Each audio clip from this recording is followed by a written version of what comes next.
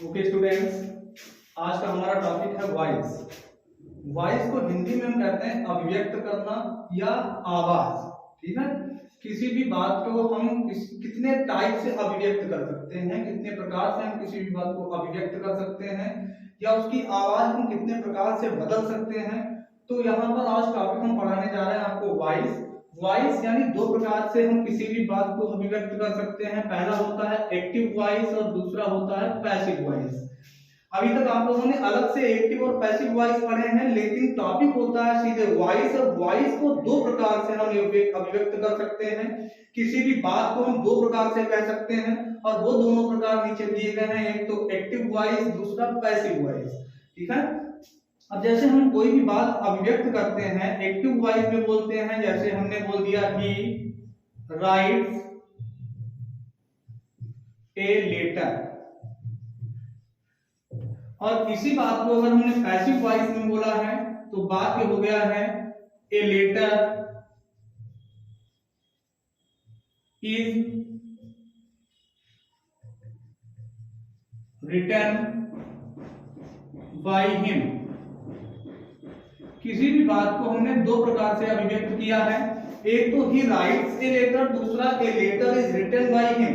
ये बात हो गई हमारी पैसिव और दूसरी बात हो गई हमारी एक्टिव। अब हम कहते हैं ही राइट्स ए लेटर, उसने एक पत्र, वह एक पत्र लिखता है, वह एक पत्र लिखता है। और उसी बात को हमने पैसिव में बदल दिया, a letter is written by him, एक पत्र उसके द्वारा लिखा जाता है। ठीक है, तो बात दोनों ही बराबर है, दोनों का अर्थ सेम निकल रहा है कि वह एक पत्र लिखता है या फिर एक पत्र उसके द्वारा लिखा जाता है।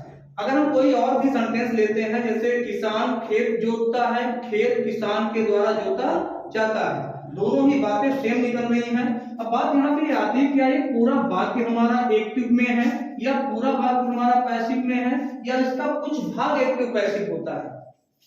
देखो, एक्टिव मीन्स होता है सक्रिय, एक्टिव को हम क्या कहते हैं, सक्रिय। और पैसिव की हिंदी होती है निष्क्रिय।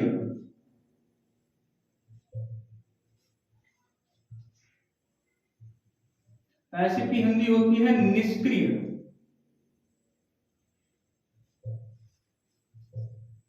सक्रिय और निष्क्रिय। तो अब यहाँ पे बात आती है, एक्टिव को हिंदी में कहते हैं सक्रिय और पैसिव को हिंदी में कहते हैं निष्क्रिय। अब बात यहाँ पे ये आती है कि आखिर क्या निष्क्रिय या सक्रिय पूरा पूरा सेंटेंस होता है या उसका कुछ पोर्शन सक्रिय या निष्क्रिय होता है। हम देखते हैं कि एक्टिव क्या है, ये एक्टिव पूरा सेंटेंस है, ये है पूरा पैसिव सेंटेंस। बात यहाँ पे आती है कि एक्टिव और पैसिव सब्जेक्ट होता है, सब्जेक्ट एक्टिव पैसिव होता है, सब्जेक्ट सक्रिय और निष्क्रिय सब्जेक्ट होता है। एक सब्जेक्ट सक्रिय है और दूसरा सब्जेक्ट आपका निष्क्रिय सब्जेक्ट है।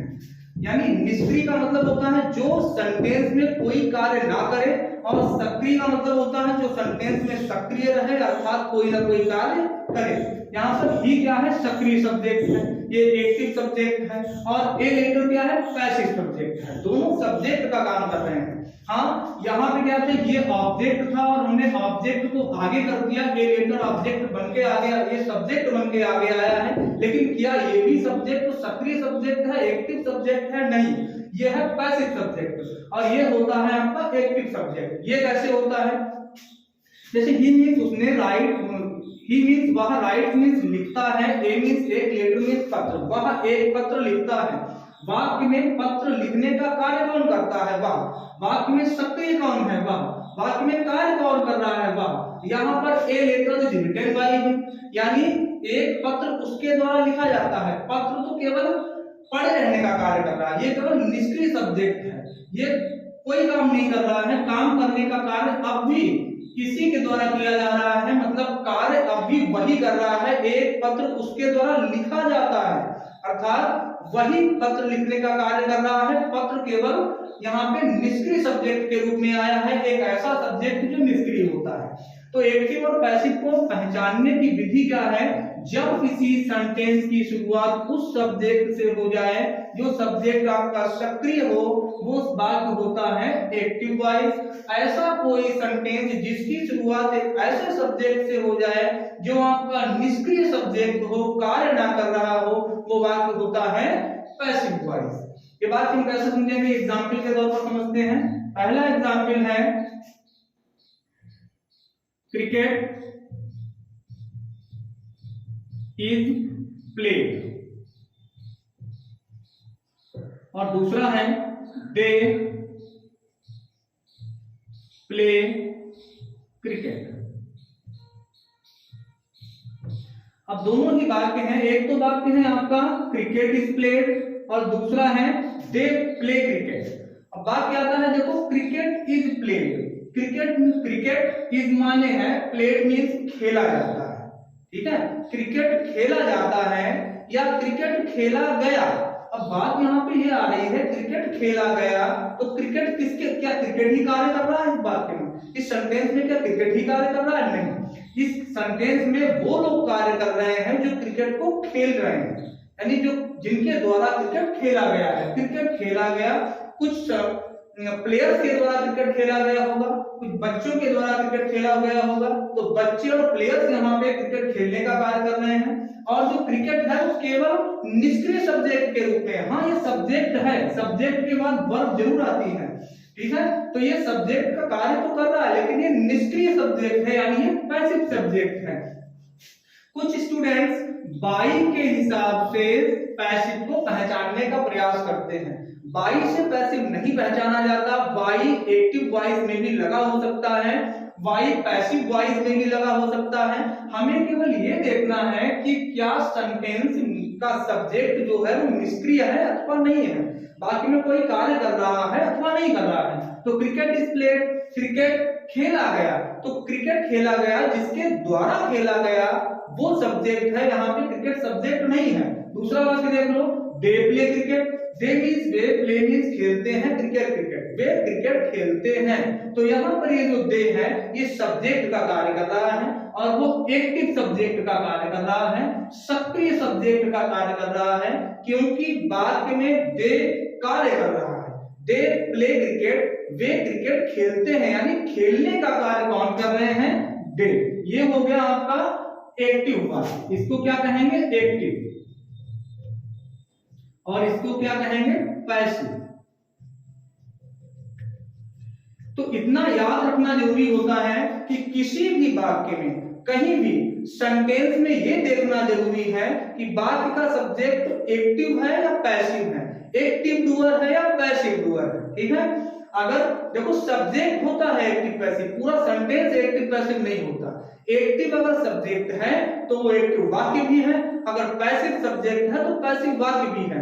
हमें सब्जेक्ट देखना है कि वो सक्रिय है या निष्क्रिय है, एक्टिव है या पैसिव है। सब्जेक्ट को देखकर ही हम पहचान सकते हैं। कुछ स्टूडेंट्स मेन वर्ब की थर्ड फॉर्म देख के पहचानते हैं।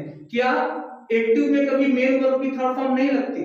क्या पैसिव में ही सदैव मेन वर्ब की थर्ड फॉर्म लगती है? मेन वर्ब की थर्ड फॉर्म एक्टिव में भी लगती है, हैज, हैव, हैड के साथ में मेन वर्ब की थर्ड फॉर्म ही आती है एक्टिव में। पैसिव में सदैव थर्ड फॉर्म लगती है, लेकिन उसको जज नहीं किया जा सकता एक्टिव पैसिव के रूप में। हम एक्टिव पैसिव के रूप में केवल जज करते हैं सब्जेक्ट। अगर सब्जेक्ट आपका सक्रिय एक्टिव है, अगर आपका सब्जेक्ट वाक्य में कार्य कर रहा है तो वो एक्टिव वाक्य है, वरना वो एक्टिव वाक्य नहीं है, वो है पैसिव। जैसे एक वाक्य और देखते हैं, सेंटेंस देखिए, द टीचर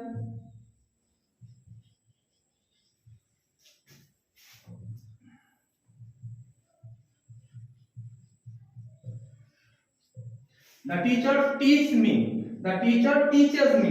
यहाँ पे the teacher means अध्यापक, teacher means पढ़ाते हैं, me means मुझे। अध्यापक मुझे पढ़ाते हैं, अर्थात कार्य कौन कर रहा है? अध्यापक पढ़ाने का कार्य कर रहे हैं, और me केवल बैठने का कार्य कर रहा है, केवल वो निष्क्रिय सब्जेक्ट है, सक्रिय कौन है? टीचर है। अर्थात पैसिव क्या है?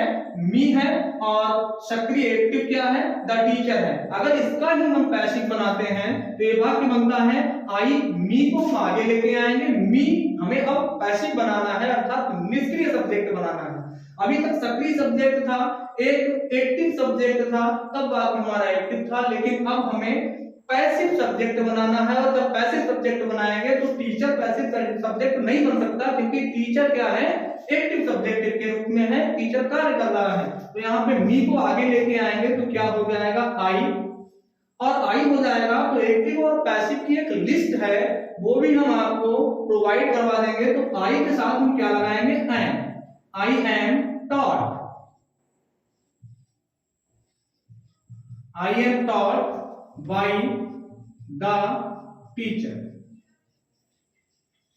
आई am taught by the teacher, I means मैं, I am taught means I am taught by the teacher, मुझे अध्यापक के द्वारा पढ़ाया गया, ठीक है, मुझे अध्यापक के द्वारा पढ़ाया गया है। तब मुझे अध्यापक के द्वारा पढ़ाया गया है, पढ़ाने का काम टीचर कर रहा है, अब वो पीछे पहुंच गया, यानी वो सक्रिय जो सब्जेक्ट था, एक्टिव सब्जेक्ट था, पीछे पहुंच गया, और हमारा निष्क्रिय सब्जेक्ट जो पैसिव सब्जेक्ट है वो आगे आ गया। अर्थात ये वाक्य तुम्हारा हो गया पैसिव और ये हो गया एक्टिव। तो हमें सदैव ये देखना है एक्टिव और पैसिव में कि वाक्य हमारा क्या है, वाक्य में सब्जेक्ट क्या है, सब्जेक्ट क्या एक्टिव डुअर है या पैसिव डुअर है। ओके, आगे हम आपको और भी लिस्ट प्रोवाइड करवा देंगे, जिससे आपको ये हेल्पिंग वर्ब चूज करने में कौन सी हेल्पिंग वर्ब लगेगी दिक्कत नहीं होगी। आपको एक्टिव पैसिव केवल पहचानना समझ में आया होगा, समझते हैं। Thank you.